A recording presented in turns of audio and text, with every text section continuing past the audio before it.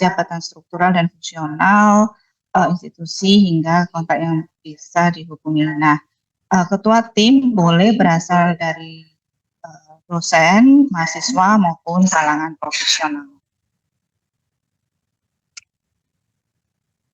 Untuk proposal diawali dengan identitas, kemudian meliputi judul, kemudian usulan dana dan pilihan dari salah satu dari tema strategis program hackathon DIPTEK.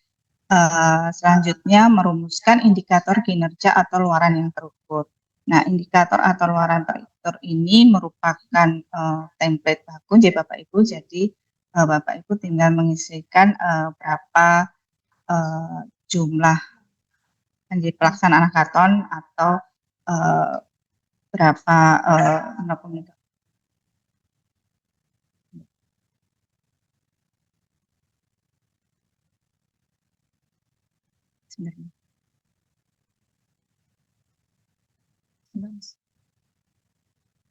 atau berapa terdapatnya produk yang menjawab permasalahan nyata. Nah, ini produk minimal 2 produk yang Bapak Ibu harus hasilkan di Bapak Ibu.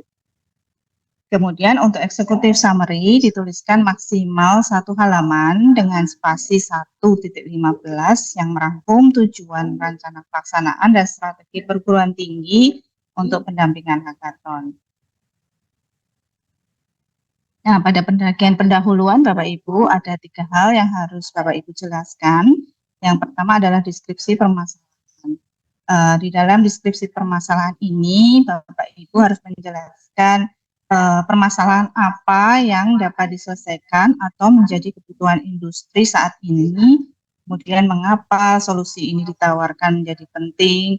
Kemudian Bapak Ibu juga dapat menjelaskan siapa pengguna utamanya dan bagaimana peluang hilirisasinya.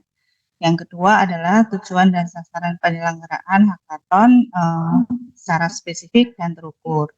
Dan yang ketiga adalah pemanfaatan program bagi perguruan tinggi untuk peningkatan kapasitas hilirisasi. Nah, Bapak dan Ibu, program hackathon ini tidak hanya mencari teknologi yang canggih ya Bapak Ibu, tetapi lebih ditekankan bagaimana inovasi dari dosen atau peneliti ini dapat menjawab kebutuhan nyata dari masyarakat atau menjawab peluang dari yang industri tawarkan. Next, kemudian untuk bagian kemitraan dengan mitra pengguna inovasi.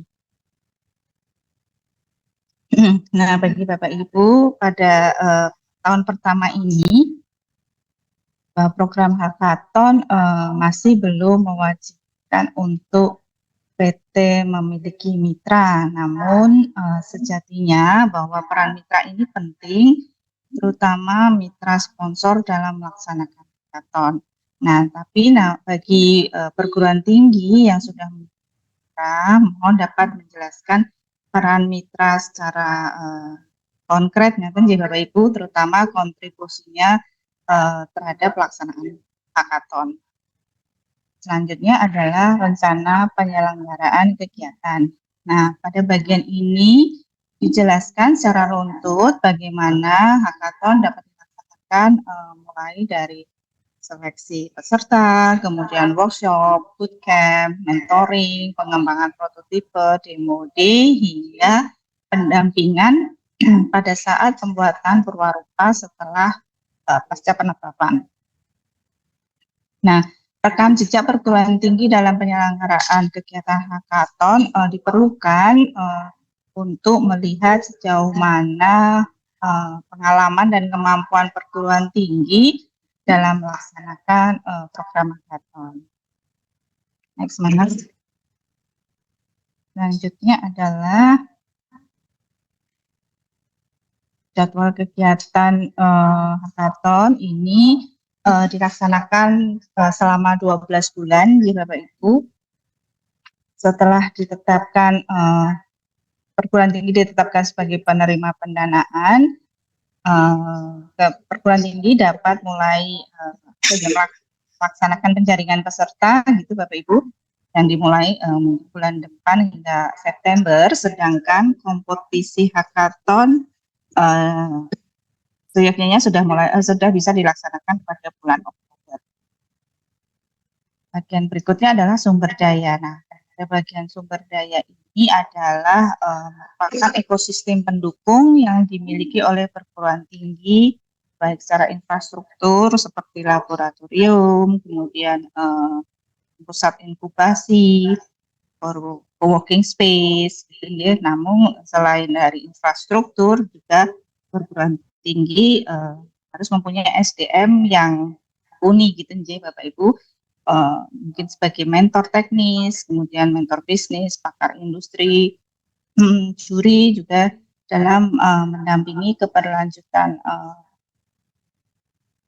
pengembangan inovasi setelah hackathon selesai. Next, Mas. Nah, selanjutnya kita memasuki RAP, jadi Bapak Ibu. Nah, perlu dipahami bahwa RAP ini mencerminkan strategi pelaksanaan program Bapak Ibu.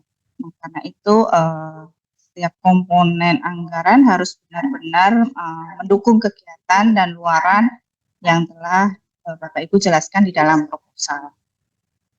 Nah, penyusunan RAP diawali dengan menggunakan format Excel yang telah disediakan. Nah, setelah perhitungan selesai dan dipastikan benar gitu dan konsisten, baru data-data tersebut diinputkan ke dalam sistem Hilly-Research. Nah, untuk penyusunan RAP harus mengacu pada SBM di Bapak Ibu tahun anggaran 2026, yaitu PMK nomor 32 tahun 2025. Nah, ada ketentuan yang tidak diperkenankan Bapak Ibu dalam pengajuan RAP pada program hackathon ini, yaitu pengadaan peralatan, kendaraan, alat komunikasi, kemudian pengadaan tanah atau pekerjaan renovasi sipil ini tidak diperkenankan dimasukkan di dalam penyusunan rancangan anggaran biaya. Ini merupakan acuan resmi dari PDP, sehingga mohon diperhatikan dengan seksama nanti Bapak Ibu supaya tidak mendapatkan koreksi ketika tahap verifikasi anggaran oleh LPDP.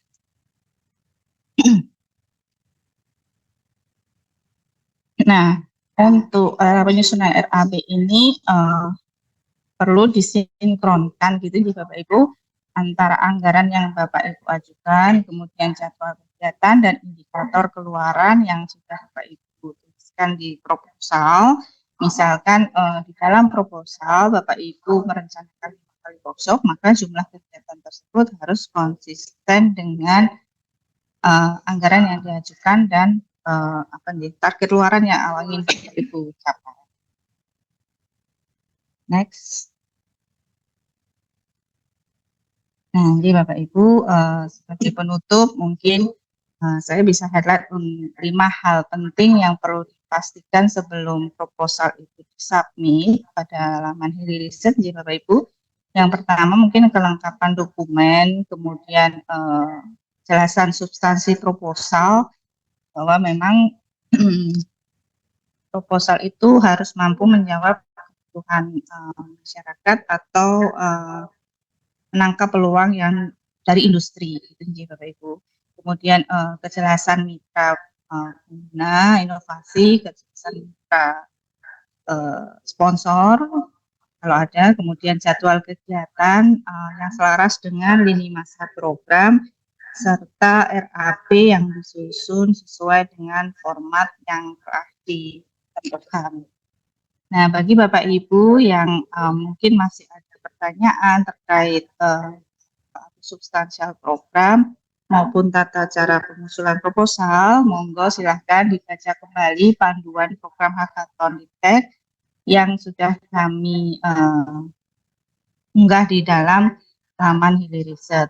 Atau untuk pertanyaan, Bapak Ibu bisa memanfaatkan layanan helpdesk Hilly-Research yang tersedia pada aplikasi Hilly-Research. Kemudian Bapak Ibu selamat menyusun proposal dan kami menantikan karya terbaik Bapak Ibu. Semoga Bapak Ibu perguruan tinggi Bapak Ibu dapat berkontribusi sehingga makin banyak inovasi terbaik Indonesia lahir melalui program Hackathon 2026. Terima kasih, saya kembalikan kepada Mbak Damai selaku penata acara. Baik,